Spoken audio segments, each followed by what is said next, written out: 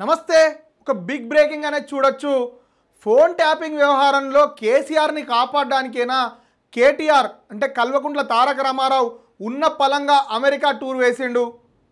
ఏదో America tour బయటకు చెప్తున్నట్టుగా తన కొడుకును కలవడానికో ఇంకో దానికో అని చెప్తుండు. కానీ అసలు రాష్ట్ర ప్రభుత్వం సిబిఐని రెడ్ కార్నర్ నోటీస్ ఇష్యూ చేయాల్సిందిగా, ప్రభాకర్ రావుని ఎట్టి పరిస్థితుల్లో కూడా ఈ దేశానికి డీపోర్ట్ చేయాల్సిందిగా ప్రయత్నాలు మొదలుపెట్టిన క్రమంలోనే అతను అంటే కేటీఆర్ నా కొడుకుని కలవడానికి వెళ్తున్నా, చదువుల కోసం వెళ్తున్నా అని ఏదో కారణం చెప్పి అమెరికాలో ప్రభాకర్ రావుతో భేటీ అయిందని తెలుస్తుంది. వాళ్ళిద్దరు కలిసి సన్నిహితుల మధ్యలో అంటే అక్కడ ఉన్న వాళ్ళ అంటే వాళ్ళ కులానికి సంబంధించిన కొందరు పెద్ద మనుషుల మధ్యలో కూర్చుండి, అంకుల్ మీరు ఈ అమెరికాలో ఉండకండి, రెడ్ కార్నర్ నోటీస్ ఇష్యూ అయ్యే అవకాశం ఉన్నది, ఇష్యూ అయితే ఖచ్చితంగా కూడా మీరు దేశానికి డిపోర్ట్ అవుతారు, డిపోర్ట్ అయితే మాత్రం డాడీ అరెస్ట్ అవుతాడు అన్న విధంగా తన వ్యాఖ్యల్ని తను ముందట ఉంచడం జరిగింది. దానికి ప్రభాకర్ రావు ససే మీరా ఇప్పటికే నేను వేరే వ్యాధులతో బాధపడుతున్నా, ఖచ్చితంగా కూడా నేను కూడా ఎన్ని రోజులని ఇక్కడ ఉండాలన్న విధంగా ఆయనే మాట్లాడుతున్నట్టుగా తెలుస్తుంది.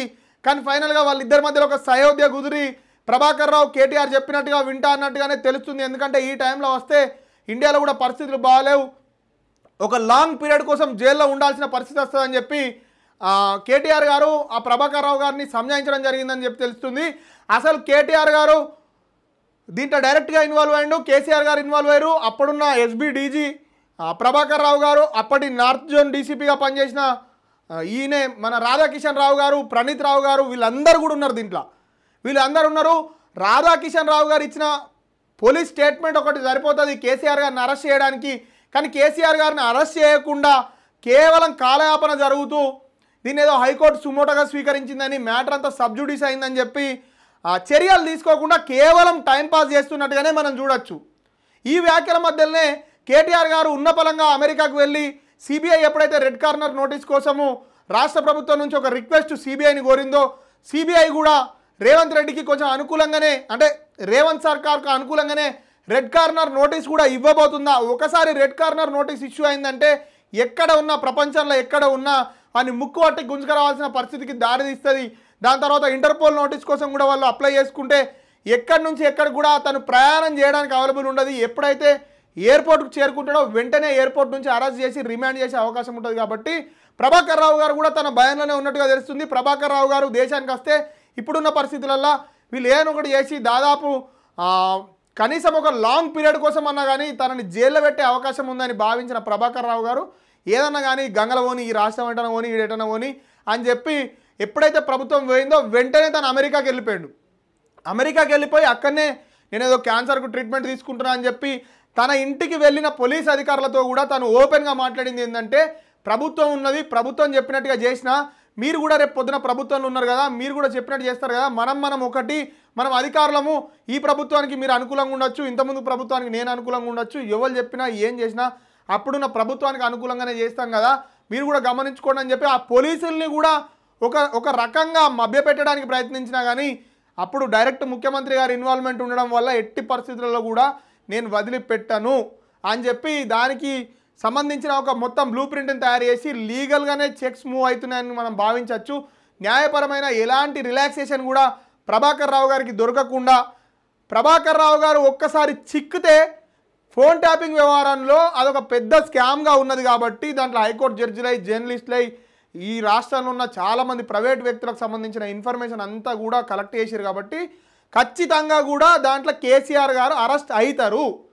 ఆ అరెస్టును తప్పియడానికే కల్వకుంట్ల తారక రామారావు ఉన్న పలంగా అమెరికా టూర్ పెట్టుకొని పోయి ఆడొక కొత్త డ్రామా కట్టి ఆడున్న పెద్ద మనుషులందరూ కూర్చునేబెట్టి ఖచ్చితంగా అంకుల్ మీరు రావద్దు, రెడ్ కార్నర్ నోటీస్ ఇష్యూ అయ్యే అవకాశం ఉన్నది, వీలైతే అమెరికా దాటి ఇంకా వేరే ఏదైనా దేశానికి వెళ్ళిపోండి, ఎక్కడైతే ప్రిజనర్స్ని మన దేశానికి పంపించే అగ్రిమెంట్ లేని దేశాలకు వెళ్ళవలసిందిగా కేటీఆర్ గారు ప్రభాకర్ రావు గారిని రెడ్ కార్నర్ నోటీస్ ఇష్యూ కావడానికి ముందే జాగ్రత్త పడాల్సిందిగా రిక్వెస్ట్ చేసిండు. హెచ్చరికలు చేసే పరిస్థితుల్లో లేదు, బతిలాడుకున్నాడనే తెలుస్తుంది.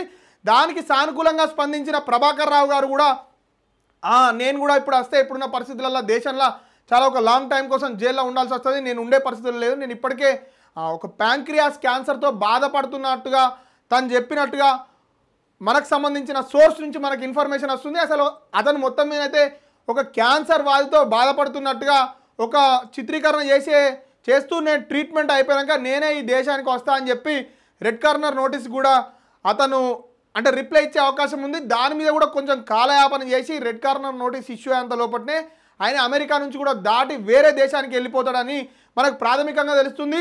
ఈ విషయంలో రేవంత్ రెడ్డి గారి సర్కారు ఖచ్చితంగా కూడా కల్వకుంట్ల తారక రామారావు కానీ, జోగినిపల్లి సంతోష్ రావును కానీ, కల్వకుంట్ల చంద్రశేఖర్ రావును కానీ ఫోన్ ట్యాపింగ్ ఇలా ముగ్గురుతోటే వీళ్ళిచ్చే ఆదేశాలతోటే, మరీ ముఖ్యంగా ఫోన్ ట్యాపింగ్లో ఇన్వాల్వ్ అయిన వ్యక్తి, ఫోన్ ట్యాపింగ్ మొత్తానికి సూత్రధారి జోగినిపల్లి సంతోష్ రావే ఇచ్చే చిట్టి కానీ ఇచ్చే మ్యాటర్ కానీ అది యాజ్ టీజ్గా కేసీఆర్ త్రో ఎస్బీడీజీకి ఫార్వర్డ్ అయ్యేది. ఎస్బీడీజీ నుంచి ప్రణీత్ రావు 30 మంది వాళ్ళ కులపు గుండాలు ఉన్న టీంకి ఫార్వర్డ్ అయ్యేది. వాళ్ళు ఒక్కొక్కరిని అంటే ఒక క్రూరమైన వేట లెక్క అసలు ఎవడేడున్నాడు, ఏం జరుగుతుంది, ఎవడోళ్ళతో మాట్లాడుతుండు, ఆడోళ్ళతో మాట్లాడుకున్నా లేకపోతే లాస్ట్కి వీళ్ళు ఏడు దాకా చేరుకున్నారంటే వాని పెన్నం ఫోన్ వీని పెన్నం ఫోన్ వాడు ట్యాప్ చేసుకున్నాక చేరుకున్నది వీళ్ళ కథ.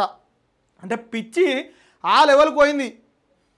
దీనికి సంబంధించినంతవరకు చాలామంది సినీ ప్రముఖులే కానీ, చాలామంది రియల్ ఎస్టేట్ వ్యాపారులే కానీ అక్రమంగా వాళ్ళని బెదిరియడము, వాళ్ళకి సంబంధించిన వాయిస్ రికార్డులను వాళ్ళ ముందర పెట్టి థ్రెటన్ చేయడం, ఇలాంటి చాలా ఘటనలు జరిగినాయి. ఇవన్నిటికి కూడా తెలంగాణ రాష్ట్రం మొత్తం కూడా సాక్ష్యంగా నిలబడ్డది. ఖచ్చితంగా కూడా ఫోన్ ట్యాపింగ్ వివరంలో రాధాకిషన్ రావు ఇచ్చిన పోలీస్ స్టేట్మెంట్ సరిపోతుంది. కేసీఆర్ని ఫిక్సప్ చేసి అరెస్ట్ చేయడానికి రేవంత్ రెడ్డి గారి సర్కార్ మరి అతన్ని ఎందుకు అరెస్ట్ చేస్తలేదు? ఇలాంటి అంటే మనం రాబోతున్న రోజులలో చూడాల్సి ఉన్నది. రేవంత్ రెడ్డి సర్కారు ఫోన్ ట్యాపింగ్ మీద ఓన్లీ డబ్బాలే కొట్టిందా, నీ ఇంట్లోకి వచ్చి నీ బాత్రూమ్ దాకా కూడా వచ్చి నిన్ను ఇబ్బంది పెట్టిన వాళ్ళని కూడా ఇప్పటికి కూడా మీరు అరెస్ట్ చేస్తలేరంటే ఏ విధమైన చర్యలు ఫోన్ ట్యాపింగ్లో మీరు తీసుకుంటారని మేము ఆశిస్తున్నాం. మరి ఏం ఆశించాలి, ఏం చర్యలు కూడా మీరు తీసుకునే పరిస్థితులలో లేరు. కాబట్టి తెలంగాణ రాష్ట్ర ప్రజలారా, ఇది కూడా ఒక డ్రామాగానే మిగిలిపోతుందా, లేకపోతే కేవలం ఇప్పుడున్న పోలీస్ అధికారుల వరకే ఈ అరెస్టులు ఆగిపోతాయా చూడాల్సి ఉంది. అసలు ఏం జరుగుతుందో ఈ ఫోన్ ట్యాపింగ్లో రాబోతున్న రోజులలో చూస్తాం. మరిన్ని కీలక అప్డేట్స్ కోసం చూస్తూనే ఉండండి మన తొలి వెలుగు.